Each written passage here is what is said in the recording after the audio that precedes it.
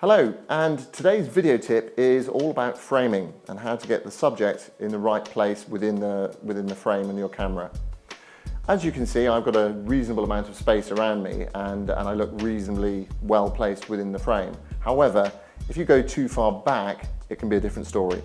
This is way too far away and you can see there's too much space over here and the framing of this is really bad. This framing is about right in terms of the amount of space there is over the top of my head. It's also slightly to the right on this particular occasion, and creatively you might want to have someone sitting off to one side if you want to see what's in the background. It's also a good technique if you want to run an interview where you're asking someone questions from one side of the camera or the other. And in this case, if we had an interview, we'd be looking off in this direction answering questions, so that we're filling the dead space, which is over here. If we're answering questions in this direction, it would create a lot of dead space over here, and it just looks like the whole thing is framed very badly. Just by turning your subject into the dead space, it's called the rule of thirds, where you have 1/3 over this side and 2/3 over this side.